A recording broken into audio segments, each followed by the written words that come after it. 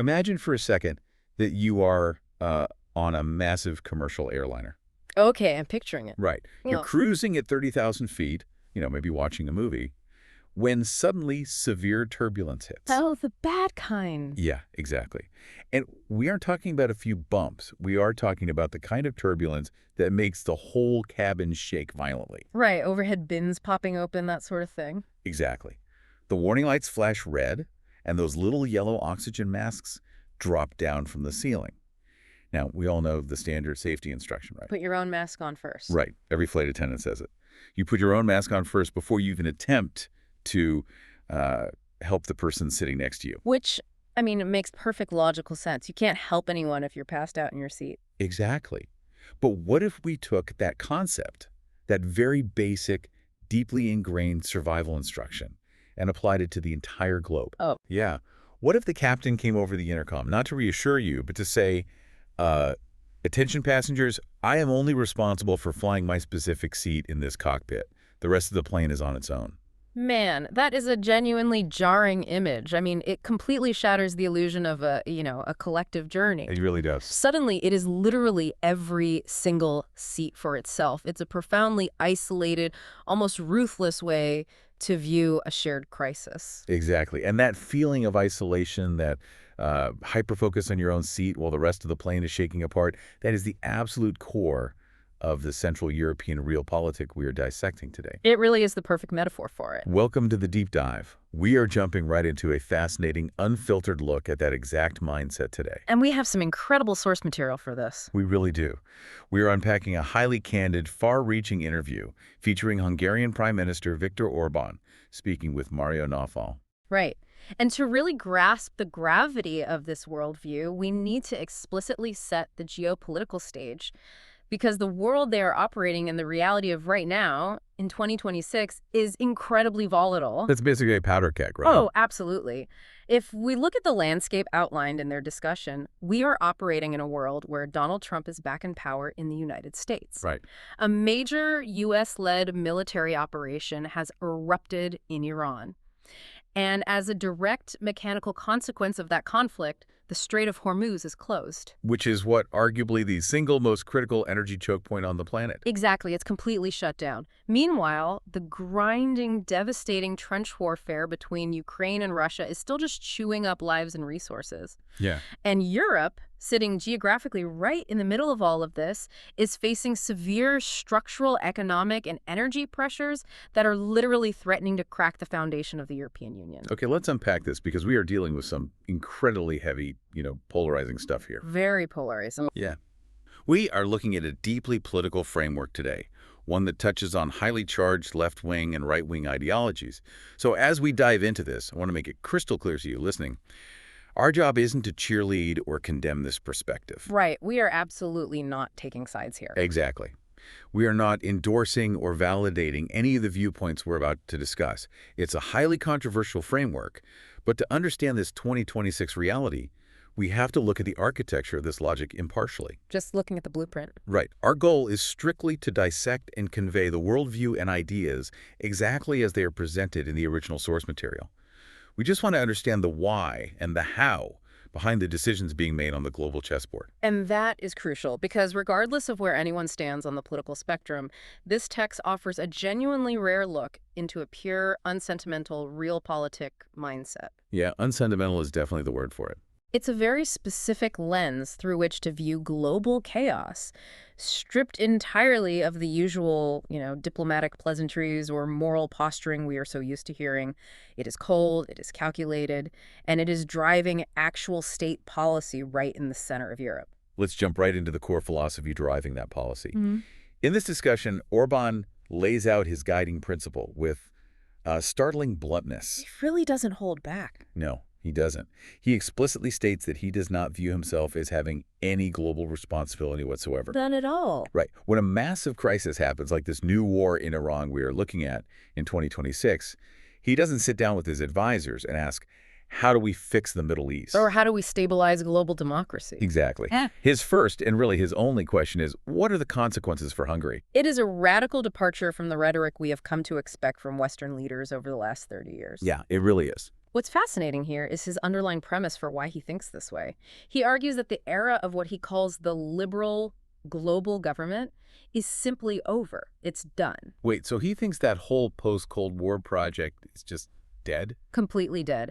If we look back at the 1990s, after the Cold War ended, there was this prevailing theory in the West, often associated with Francis Fukuyama's End of History, that liberal democracy and global cooperation were the final, permanent stages of human political evolution. Right, the idea that nations would increasingly pool their sovereignty to, solve global problems together. Exactly, and Orbán is flatly rejecting that. According to him, we have fully regressed or returned, in his view, to a historical norm where big powers act purely and unapologetically on their own national interests. So the illusion of a coordinated, values-driven global community has basically evaporated. That's his view, leaving only raw national self-interest. And he applies that hyper-focused national interest lens immediately to the situation in Iran. Yes, he does. He actually acknowledges the American perspective. He agrees that the Iranian regime operates as an anti-freedom, anti-Semitic network.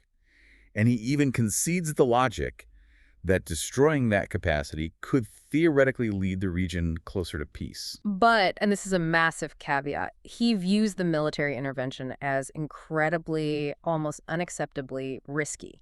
Right, and he grounds that warning in his own political longevity, doesn't he? He does, which is a really key piece of context to understand his mindset. He points out that he was in power during 9/11. Oh, wow. I sometimes forget how long he's been around. Yeah, he was the prime minister when the Iraq War started and when the Afghanistan War started. He isn't theorizing about Western intervention in the Middle East. He is drawing on decades of firsthand observation. And the harsh mechanical lesson he took away from those decades is basically that it is very easy to project power from the air to fly in and destroy infrastructure. Right. But it is almost impossible to get out and actually achieve the desired, stable political results on the ground. Exactly. You can dismantle a regime with airstrikes, but you cannot bomb a stable civil society into existence. He literally says to go in it's easy, to get out is almost impossible. He is deeply skeptical of the idea that you can neatly surgically remove a regime without triggering a massive, unpredictable chain reaction. And that skepticism drives everything else. But this brings me back to that opening image. Is it actually possible to isolate yourself? That's the big question. Right.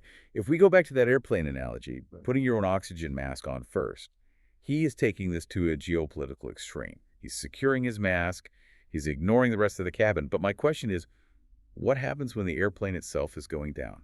Can you just sit there with your mask on? Yeah. Can a nation truly insulate itself from global shockwaves just by declaring, I only care about my national interests? That is the central defining tension of his entire philosophy. And to illustrate his deep desire to avoid those shockwaves, he uses a very specific cultural reference. Oh, the Chinese curse? Yes. He brings up the famous phrase, may you live in interesting times. Right. I've heard that constantly, but usually people use it ironically, like, when they complaining about a really busy week at work. Exactly. But he uses it quite literally to emphasize his profound desire for stability. In his worldview, interesting times are not exciting, they are terrifying. Because interesting times mean wars. Wars, regime changes, massive economic restructuring, global pandemics. He longs for a return to boring politics. He explicitly says that, doesn't he? He does. He says that in today's world, boring is a blessing and not a curse. He wants to wake up in the morning without turning on the news to see an Iran war or a Ukraine war. He just wants the machinery of the state to function quietly. Predictably, without having to navigate daily existential global crises. It's a powerful sentiment, the appeal of a perfectly boring world where everything just works. But as we know, the reality of 2026 is anything but boring. Not even slightly. Which means we have to look at the massive reality check, hitting that isolated national approach. Because even if you just want to run a quiet, boring country, global realities have a way of crashing straight through your front door. They absolutely do. How does a massive war in Iran, thousands of miles away, practically hit a small, landlocked country in Central Europe? It hits them through direct, unavoidable, and highly mechanical ripple effects. The discussion outlines two primary structural vectors for this disruption demographic movement and energy markets. Let's look at the demographics first, because the math here is just staggering. What's fascinating here is the sheer scale of the numbers he's looking at. Yeah, let's pull those specific numbers he references. He points out that Iran is not a small nation. It has a population of roughly 90 million people. 90 million. Plus, on top of that, due to previous conflicts in the region, Iran is currently hosting roughly 4 million refugees, largely from places like Afghanistan. So his primary immediate headache, his consequence for Hungary, is a massive demographic domino effect. If a war destabilizes the Iranian government and the economy collapses or violence spreads, where do those millions of people go? They aren't going to stay in a war zone. Exactly. The geography of the region dictates their path. They will be pushed westward into Turkey, and from Turkey, the established overland migration route travels up through the Balkans, through Bulgaria, Serbia, and that path leads straight to the southern border of Hungary. This is where understanding the geography is absolutely vital. Hungary is essentially the overland gateway into the borderless Schengen zone of the European Union from that specific southeastern route. So if you get in there, you're in. Precisely. If you cross the Hungarian border, you theoretically have open access to Germany, France, and the rest of Western Europe. Wow. So he is looking at the map, looking at the population data of 90 million Iranians, and calculating a massive historic wave of human displacement heading directly toward his southern fence. And he doesn't view this as a humanitarian issue, does he? Not at all. He views uncontrolled migration not as a humanitarian challenge to be managed, but as a fatal issue for Europe. A fatal issue. Yes. He argues that countries in Western Europe that couldn't stop previous waves in 2015 are now fundamentally lost in terms of their original cultural identity. So his absolute uncompromising priority is defending against that demographic domino effect. But it's not just millions of people potentially moving, it's also the global markets violently reacting. And this brings us to the second major structural vulnerability energy. Right. You mentioned geography dictating policy with migration, but it completely defines their energy reality as well. He points out something really crucial about Hungary's geographic and historical reality. Yes, the Treaty of Trianon. Right. He notes that Hungary lost 2/3 of its territory and population after the First World War. And the direct modern-day consequence of that historical redrawing of the map is that modern Hungary has virtually no domestic raw materials. None at all. They have no significant oil or gas reserves. They are entirely landlocked, meaning they do not have ports to easily receive massive liquid natural gas, or LNG, shipments from places like the United States or Qatar. So they can't just ship it in. No. Yeah. They are completely reliant on physical pipelines crossing other countries' borders. They have to buy almost all their fuel from the outside world. And if you have to buy everything from the outside, you are entirely at the mercy of global price shocks. Completely exposed. For anyone listening who has noticed their own utility bills skyrocket over the last few years, this is the geopolitical math behind that envelope you get in the mail. It's not abstract. It's a brutal structural vulnerability. And he provides a staggering data point to illustrate exactly how vulnerable they are. Yes, I remember this. He explains that when the Ukraine-Russia war started and European energy markets panicked and fundamentally rewired themselves, Hungary's energy import costs rocketed from 7 billion euros to 17 billion euros in a single year. Let's really pause and examine that number, because it's hard to conceptualize. That is a 10 billion euro loss drawn directly out of the Hungarian economy in just 12 months. Just vaporized. Yeah. That isn't money invested in new infrastructure or schools. That is money simply gone, burned up by the increased cost of keeping the lights on and the factories running, purely due to an external geopolitical shock. For a national economy the size of Hungary's, a sudden 10 billion euro deficit is an astronomical, almost unsustainable financial bleed. It's devastating. And now, in this 2026 scenario, with the Strait of Hormuz closed due to the Iran conflict, the global oil supply is choked off yet again. Roughly 20% of the world's oil passes through that strait. Wow. When it closes, the global spot price of oil doesn't just tick up, it explodes. He is staring down the barrel of another massive price spike, realizing his country could suffer that exact same 10 billion euro hemorrhage all over again. Which brings up a really fascinating, almost ironic contradiction regarding the United States and the current administration. Yes, it is the paradox of the America First doctrine playing out in real time with massive collateral damage. Exactly. We are operating in a reality where President Trump initiated this war in Iran, operating strictly under his transactional America First mandate. Right, and the strategic goal as discussed in the context of this 2026 world, is to secure U.S. dominance in the global artificial intelligence race. Because AI data centers are incredibly, almost unimaginably energy intensive. Yeah. Controlling the Strait of Hormuz, or at least preemptively neutralizing Iranian threats to it, is framed as a vital long-term national interest for U.S. energy dominance and technological supremacy. But here is the paradox. Having started the conflict to secure American interests, the U.S. is now requesting NATO, which, practically speaking, means European navies and European funding to step in, police the region, and help force the Strait of Hormuz back open. It perfectly encapsulates the inherent grinding friction in the transatlantic alliance right now. You have an America First administration taking unilateral military action based on its own strategic math. But the direct fallout of that action, the massive potential for millions of migrants and the crippling multi-billion euro spikes in energy costs, does not fall on the United States. It falls disproportionate almost entirely on Europe. Europe is absorbing the immediate, heavy structural consequences. Yet, the U.S. is turning around and asking Europe to deploy its resources to help clean up the mess and secure the very waterway that was closed as a direct result of American military action. It's like your neighbor deciding to demolish their house with dynamite because they want to build a massive new mansion. Well, okay, I like where this is going. The explosion blows out all the windows in your house, ruins your roof, and then the neighbor comes over, hands you a broom, and asks if you can help sweep up the glass on their driveway because they were running behind schedule. That is a very apt, visceral analogy for how Central Europe perceives this dynamic. Sweeping up the glass. Exactly, and it forces a much deeper, more uncomfortable analysis of the European Union itself. Right. If Europe is so incredibly vulnerable to these external shocks, if they're the ones losing 10 billion euros a year on energy spikes, and they're the ones facing down massive migration waves, how did they get into such a precarious, reactive, and weak position in the first place? Why are they the ones sweeping up the glass? That is the big question. And he does not mince words when diagnosing the problem. He points the finger squarely inward. He does. He doesn't just blame American unilateralism. He aggressively blames the leadership in Europe, specifically calling out what he terms the liberal intellectuals in Brussels for committing massive generational strategic blunders. He diagnoses two specific, highly critical mistakes that he believes have structurally weakened Europe's position on the global stage, perhaps permanently. Let's break those down, because they explain a lot of the current tension. Mistake number one is alienating America, specifically alienating Donald Trump. He offers a very sharp critique of how the European Union behaved toward Trump, both during his first term and upon his return to power.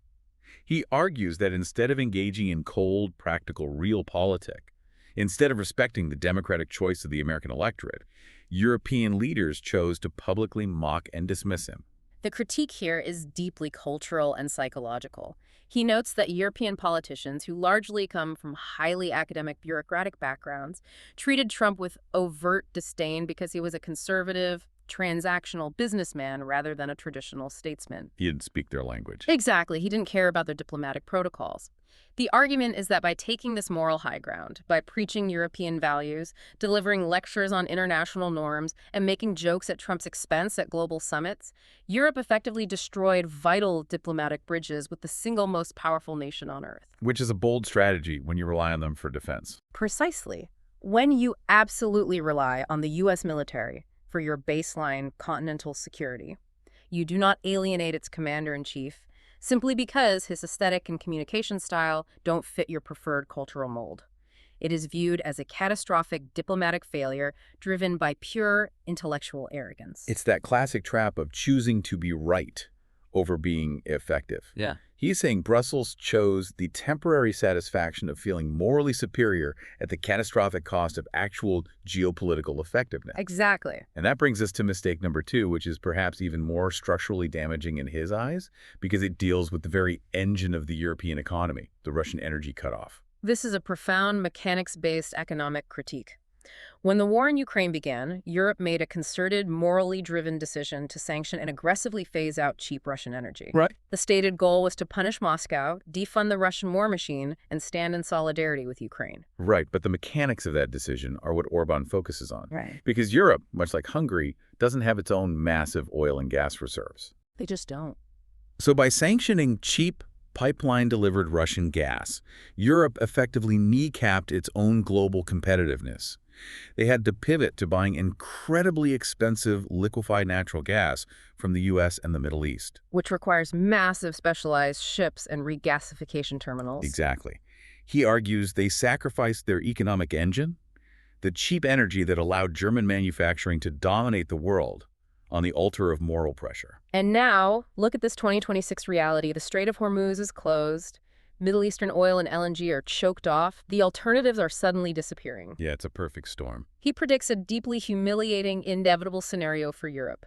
He suggests that sooner or later, out of sheer, undeniable economic desperation to prevent total deindustrialization, European leaders will have to quietly crawl back and start buying Russian energy again. And the image he paints is striking and, well, humiliating for the European project. He says, Putin will be sitting in the Kremlin laughing. It is the ultimate failure of a values-based foreign policy, in his view. When your moral posturing ignores structural economic realities, it eventually forces you to abandon those very values just to keep the lights on and your citizens employed. All while ultimately empowering the very adversary you originally sought to weaken. It's a vicious cycle of strategic incompetence. And it all ties back to his fundamental critique of what the European Union has actually become. He contrasts the original founding idea of Europe with its current bureaucratic reality. And I want to use another analogy here to frame how he sees this structural shift. It seems like he views the original concept of the EU, back when it was the European Coal and Steel Community, like a neighborhood watch program. Right, I see that. You know, independent, sovereign homeowners agreeing to look out for each other. Yeah. Maybe they share the cost of a snowplow in the winter, they keep the streets safe, they trade goods easily over the fences.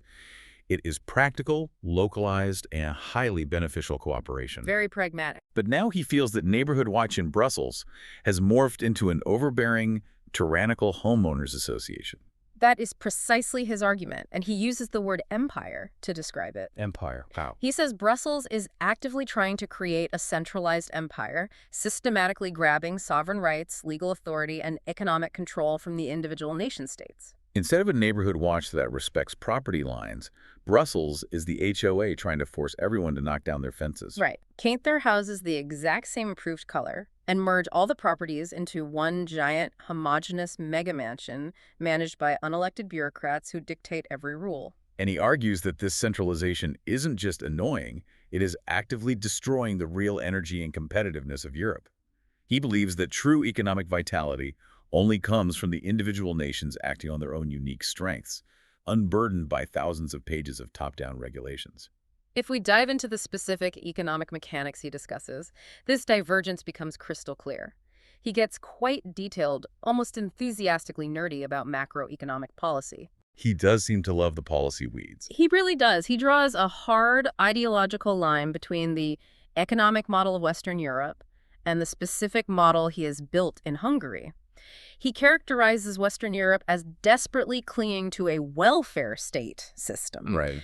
And he flatly states that in the modern global economy, a massive welfare state is simply no longer mathematically competitive against rising powers. Right, and he contrasts that Western European welfare state with Hungary, which he proudly describes as a workfare state. Workfare state. Now, we hear these terms thrown around a lot, but what exactly are the mechanics of a workfare state? How does it actually function differently? It comes down to the fundamental relationship between the citizen, the state, and labor. In the model he describes, social aid is not an unconditional right. It is strictly and legally tied to labor. Okay. He claims this system is absolutely labor-based, merit-based, pro-market, pro-business. The goal of the state isn't to provide a comfortable safety net that allows people to exist outside the workforce.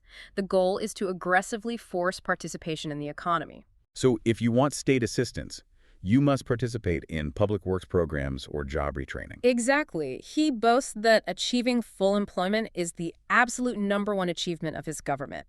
The state's job is to provide the optimal low-tax circumstances for international businesses to set up factories, but the individual citizens must work to survive and thrive. It is a highly demanding, highly competitive domestic structure. Very demanding. And what's fascinating is that he traces the root of this massive ideological and economic split back to a very specific historical moment, the 2008-2010 global financial crisis. Yes, this is where the why behind his thinking really comes into focus. He outlines his experience during that time when he was deeply involved in closed-door discussions at the European Council. This is a crucial piece of economic history for understanding the current rift in Europe.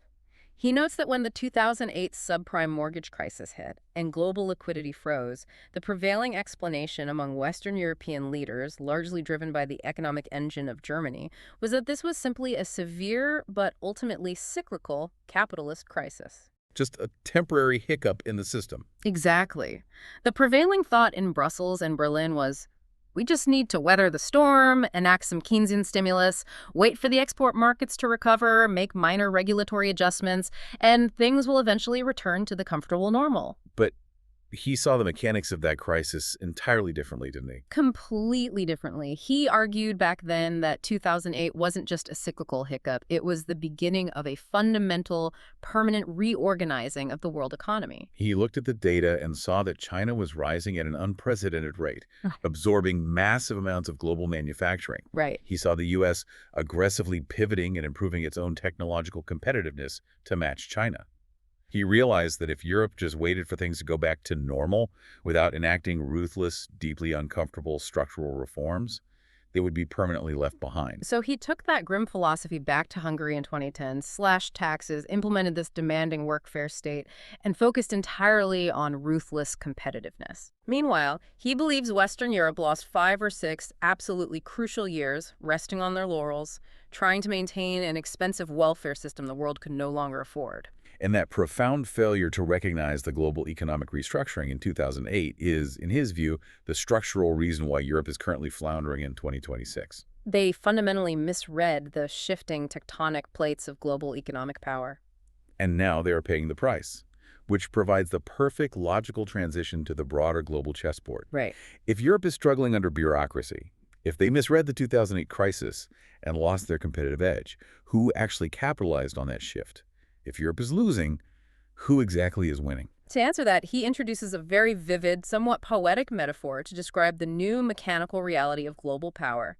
He calls it the theory of the two suns. I love this imagery. He explicitly and forcefully rejects the idea of a unipolar world, the idea that the West, led by the United States, will remain the sole, uncontested global hegemon. He states that it's a massive intellectual failure to think that anyone can truly beat China or contain them permanently. In his view, China's trajectory is simply unbeatable. And he contextualizes this not just economically, but historically.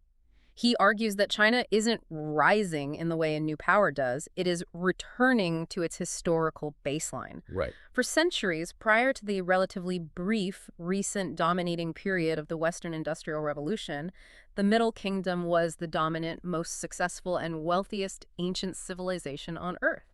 They are simply reclaiming that historical status. So if you are operating your foreign policy under the arrogant assumption that there can be only one sun in the sky, meaning one absolute global superpower dictating the rules, he says you completely misunderstand the physics of the modern world. Exactly. There will be at least two suns in the sky. The United States and China, two massive gravitational forces. And his pragmatic advice to the West is that we must fundamentally learn to live with this reality. Yes, we have to defend our economic interests and our cultural values, but we also have to recognize that zero-sum competition cannot be the only element of the relationship. There must be practical cooperation as well. Because trying to destroy, isolate, or beat a civilization with 1.4 billion people, massive industrial capacity, and that much historical momentum is simply a mathematical impossibility. This raises an important question, though. Where does Europe fit into this two suns paradigm? According to his blunt assessment, they don't fit at all. Ouch. Yeah.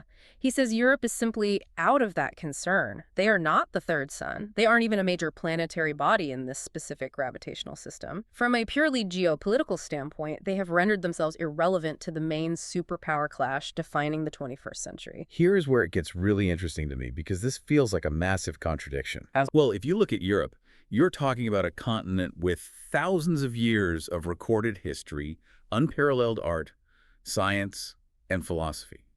You can literally see the weight of culture and past empires just walking down the cobblestone streets of Paris or Rome or Budapest, as he himself notes. Right, it is intellectually inspiring. So how does a continent with that much historical momentum, that much accumulated wealth, and that much cultural depth suddenly find itself sitting on the bench while Washington and Beijing dictate the future of humanity? What went wrong? It's a profound question, and he outlines three distinct fatal reasons for Europe's current decline and geopolitical irrelevance. Let's go through them. The first reason is structural, which we've already touched on, the crushing bureaucracy and the relentless drive toward federalization. The HOA problem. Exactly. He believes an empire headquartered in Brussels inherently destroys the vital, agile, competitive energy of individual nations. While the US and China are rapidly innovating in AI and quantum computing, Europe is spending its time drafting thousands of pages of regulations to manage technologies they didn't even invent. Regulation has replaced innovation. Exactly. It's the HOA mega mansion problem playing out on a macroeconomic scale.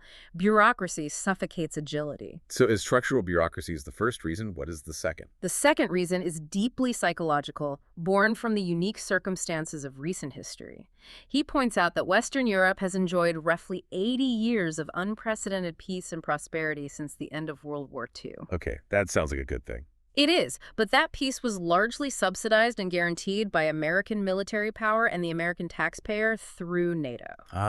So because the U.S. was acting as the heavily armed global bodyguard, Europe never had to develop the mental toughness or the massive defense budgets required to actually secure itself. They essentially outsourced their physical survival. Exactly. When you outsource your survival for 3 generations, the muscle atrophy is profound. Wow. As a result, he argues they lack the mental approach, the fundamental, visceral understanding of responsibility required to navigate a truly dangerous, multipolar world on their own terms.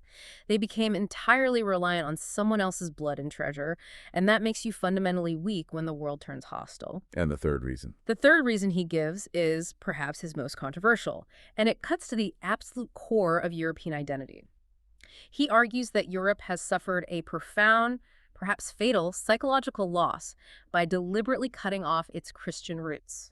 Right. He claims that secular liberal intellectuals over the last few decades have intentionally severed the continent from its founding religious and cultural mythos. Yes, and in his framework, this isn't just a theological debate, it is a geopolitical vulnerability. How so? Without those roots, he argues, Europe no longer has a unique, self-aware, and exclusive mission to offer the future of humanity. Okay, I see. Think about it. The U.S. has the mission of exporting liberty and democracy.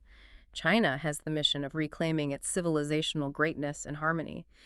He asks, what are the core exclusive values that Europe represents today that nobody else can do? And he thinks they don't have an answer to that anymore. He believes that by abandoning its Christian heritage in favor of a generic, universal secularism, Europe lost its self-esteem and its original answer to that question. And history shows that without a strong, unifying cultural identity and a sense of shared mission, a civilization simply begins to fade, fragment, and eventually disappear. It's a stark, devastating diagnosis. Bureaucratic suffocation, outsourced security, and a completely severed cultural identity. Very bleak. And the ultimate terrifying stress test of this struggling European strategy isn't theoretical. It is happening right now, right on Hungary's doorstep. The grinding, relentless, horrific war in Ukraine. And his approach to that specific war perfectly illustrates his absolute rejection of the Western moral consensus. It really does. It brings us to what we can call his strict adherence to the buffer zone doctrine. This is a highly controversial stance, arguably his most polarizing position within the European Union and NATO. Well, absolutely. He argues unequivocally that Ukraine should not join NATO and it should not join the European Union. Instead, he insists that Ukraine must accept its geographic fate and return to being a neutral buffer zone situated permanently between Russian power and the West. To understand how he arrived at this position, because it is heavily criticized as mere appeasement, we have to look at a critical piece of historical mechanics he provides. It involves a massive strategic pivot on his part. Right, because a lot of people don't realize he wasn't always against Ukrainian integration into the West. Exactly. In fact, up until 2008, he actually supported the idea of Ukraine joining Western structures. Why? Because from the collapse of the Soviet Union in roughly 1990 up until 2008, Russia was structurally and economically weak. They absolutely hated the idea of NATO expansion into places like Poland, or indeed Hungary, but they simply lacked the military and economic power to stop it. But then the mechanics of global power shifted. Culminating in the 2008 NATO summit in Bucharest. Right. At that specific summit, the idea of offering Ukraine and Georgia a membership action plan, a clear path to joining NATO, was pushed very heavily by the United States under George W. Bush. But it didn't happen. It was ultimately blocked by key European nations, primarily Germany under Angela Merkel and France. Why did the Europeans block it?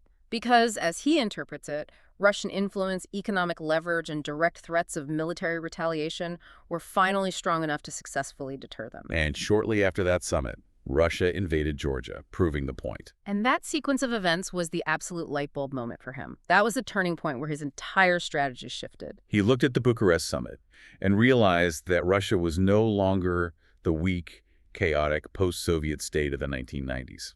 Right. They were economically recovered, heavily armed, and strong again. They had drawn a hard red line regarding their immediate borders, and they had demonstrated the capacity and the will to enforce it with violence. This is the essence of pure, unsentimental realpolitik.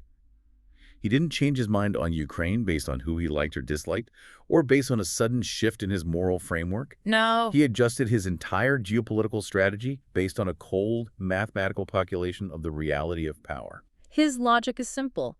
If Russia is strong enough to stop Western expansion into Ukraine and views that expansion as an existential, unacceptable security threat to their nation, then trying to force that integration will inevitably mechanically lead to a devastating war. Therefore, if you want peace, you must accept the reality of the power dynamic, abandon the moral crusade of expansion, and maintain the buffer zone. And his argument is that because the West arrogantly refused to accept that reality of power, we now have the current devastating conflict.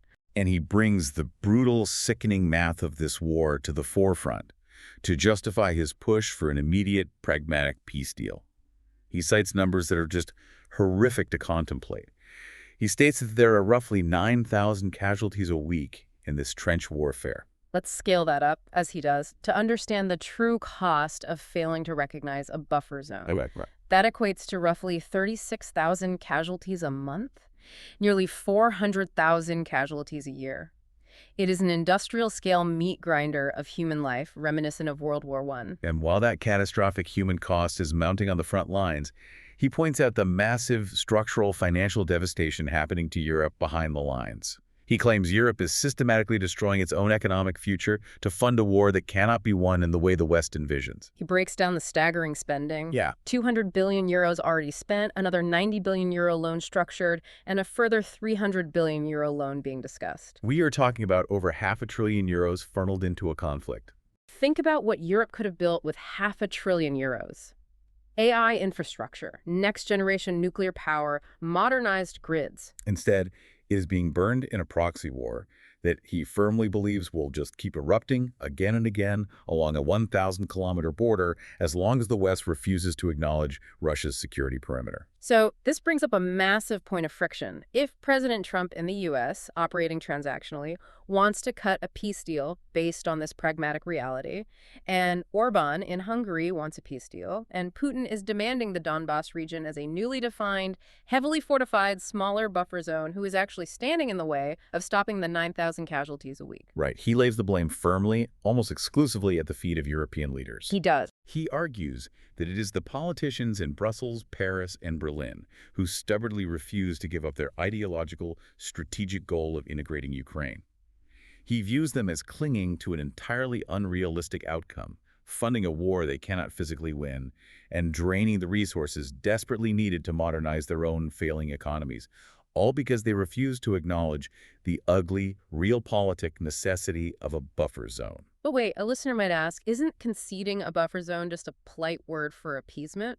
Aren't you just rewarding aggression and abandoning a sovereign nation? That is exactly the moral pushback he receives constantly.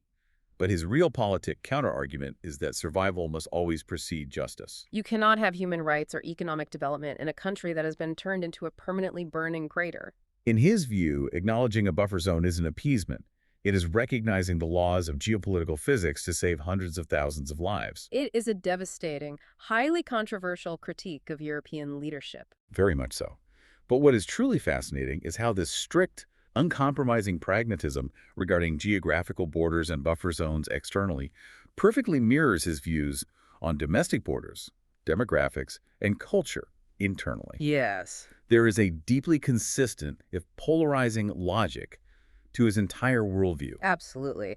The necessity of a geopolitical buffer zone in the East against Russia has a direct philosophical parallel in his domestic policy regarding the separation of civilizations. Right. Let's look at how he views culture and migration, because it is the bedrock of his domestic support.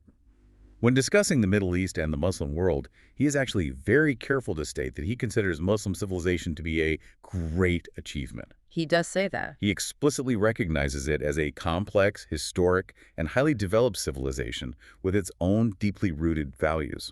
But, and this is the absolute crux of his policy, he strongly, fundamentally rejects the liberal Western idea that you can easily mix these distinct ancient civilizations together within the same borders. He uses a metaphor drawn from religious teachings to explain this, saying, "You have your place under the fig tree, we have ours." The core sociological argument he is making is that mixing fundamentally different, highly confident cultures does not result in the colorful, modern, harmonious, liberal utopia that Brussels envisions. Instead, he claims the mechanics of mass migration bring constraint, constant societal pressure, inevitable cultural confrontation, and eventually the threat of terrorism. His logic is that migrants arriving from the Muslim world possess much stronger, more deeply held beliefs in their own civilization, their religion, and their values than modern, highly secularized post-Christian Europeans do in theirs. Right. Therefore, they will not simply abandon their roots and seamlessly assimilate into a generic secular society. They will build parallel societies. So his policy is strict, uncompromising separation. Respect their civilization from afar, engage in trade, but do not mix them at home. He believes he must preserve the specific Christian cultural identity of Hungary at all costs, because he views that homogeneity not as backwardness, but as the essential source of national strength, high trust, social cohesion, and ultimately, happiness. And this raises an incredibly important practical question. How does a small, landlocked nation of 10 million people practically defend that cultural homogeneity in a highly interconnected, turbulent world where millions of people are constantly on the move? The answer connects his domestic cultural policy directly back to his foreign alliances in the Middle East. It's not just about sharing ideas, it's about building hard physical security perimeters. Let's look at his relationship with Israel as a prime example of this mechanical alliance. He mentions that Hungary has a flourishing Jewish community, which he views as a vital part of their shared Judeo-Christian heritage. He also notes his long-standing 20-year personal pragmatic friendship with Benjamin Netanyahu. But his staunch, unwavering support for Israel on the international stage goes far beyond just shared religious heritage or personal friendship. It does. It is fundamentally a cold, calculated security calculation. He explicitly identifies two specific countries in the Middle East as the vital, load-bearing pillars required to stop mass migration from reaching Europe, Israel, and Egypt. He calls them the direct geopolitical shield. Exactly. Let's look at Egypt first. Egypt has over 100 million people and borders some of the most unstable regions in Africa and the Middle East. If the Egyptian state collapses, there is nothing stopping millions of people from crossing the Mediterranean. Similarly, he views Israel as a highly advanced, stable military and intelligence fortress in an incredibly volatile region. He argues that if either Israel or Egypt were to truly destabilize or fall, the resulting wave of regional chaos and mass migration heading toward Europe would be unstoppable, completely overwhelming the borders and proving fatal to European cultural identity. We talked earlier about the demographic domino effect from a potential war in Iran. Israel and Egypt are the structural firewalls preventing the entirety of the Middle East instability from flooding into the Balkans and up to its fence. Therefore, supporting Israel isn't just a foreign policy preference. It is an absolute existential national security imperative for Hungary to keep that geopolitical shield intact and functioning. So when you map it all out, you have a worldview that relies on accepting heavily armed buffer zones in the east against Russia and propping up geopolitical shields in the south against Middle Eastern instability, all to protect a culturally homogeneous, hyper-competitive workfare state in the center. It is a complete fortress mentality. It really is. But despite all the gloom and doom he projects onto the failing bureaucracy of Western Europe, the discussion ends on a note of supreme, almost defiant optimism for his own specific region. Yes, he is incredibly bullish on the economic and cultural future of Central Europe.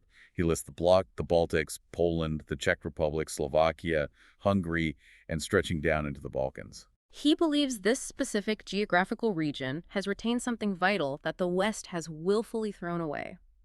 He says they have retained their mental strength, their traditional family structures, and their belief in the nation state. He argues they never engaged in the historical self-deprecation or cultural guilt that he sees currently paralyzing Western Europe. Because of that retained energy, that cultural confidence, and their demanding workfare economic structures, he predicts that Central Europe is perfectly positioned to jump ahead economically and become the new engine of the continent in the next decade. But, and this is the vital linchpin, he includes one massive structural caveat for that success, which ties everything we've discussed today together. He states plainly that Central Europe's rise is entirely dependent on their ability to rationally and practically manage relations with Russia. Right. Because the math is unavoidable. You cannot be economically successful. You cannot run your factories or heat your homes if you are continually funding a war of attrition on your immediate border, or if you are suffering under self-imposed, crippling energy sanctions that drain 10 billion euros from your economy. Realpolitik demands that you cut a deal with the massive power next door, regardless of difficult historical grievances or modern moral outrage, simply to secure the cheap energy and the physical stability required for your own economic growth. If we connect this to the bigger picture, this entire framework is a masterclass in the profound tension between modern individual liberalism, which prioritizes universal human rights, open markets, and open borders, and the philosophy of collective cultural preservation, which prioritizes strict sovereignty, closed borders, and unapologetic national interests. In his mind, you cannot separate a homogeneous, unified culture from hard national security and economic survival. They are mechanically linked. They absolutely are. We have covered an immense amount of ground today. We started by looking at how an isolated, national interest-first philosophy reacts mechanically to the sudden, violent shockwaves of a U.S.-led war in Iran. Right. We explored the immediate, tangible fears of demographic dominoes rushing up through the Balkans and the crippling energy spikes threatening landlocked nations. We dissected what he views as the European Union's fatal generational strategic blunders, alienating the transactional power of the United States, destroying its own industrial competitiveness through moralistic Russian energy sanctions, and suffocating national economic vitality under the crushing weight of Brussels bureaucracy. We looked up at the geopolitical sky to see the two suns of the U.S. and China, recognizing his argument for Europe's current irrelevance on the global bench. Yeah. We unpacked the cold, hard, mathematical realpolitik behind his demand for a buffer zone in Ukraine, abandoning the moral crusade of Western integration to stop a 400,000 casualty-a-year meat grinder. And finally, we examined how he rigorously defends physical and cultural borders, refusing to mix civilizations domestically, while relying on heavily armed nations like Israel and Egypt to act as the vital geopolitical shields holding back the chaos of the broader Middle East. It is a comprehensive, deeply interconnected, and highly controversial worldview. It certainly is. And before we wrap up, I want to reiterate our commitment from the beginning of the show. This deep dive was an exercise in understanding the architecture of a specific framework, exactly as it was presented in this source material. We are living in an incredibly complex, fast-moving world, and examining these different perspectives impartially, really understanding the why and the how behind the actions of global leaders, whether we vehemently agree with them or fundamentally oppose them, is absolutely crucial to making sense of the news. You cannot counter or engage with a strategy if you refuse to understand its underlying logic.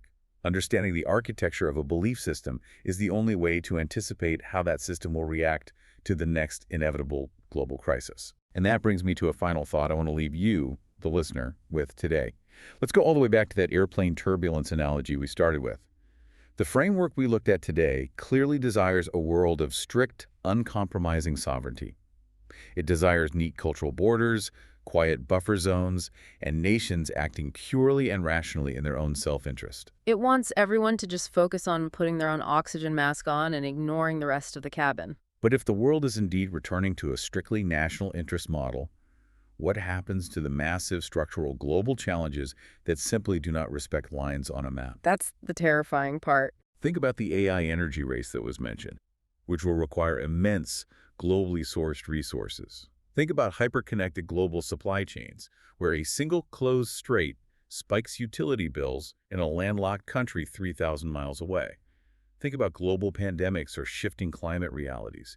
If every single country retreats behind its borders, if everyone is only flying their own specific seat, who is actually flying the plane?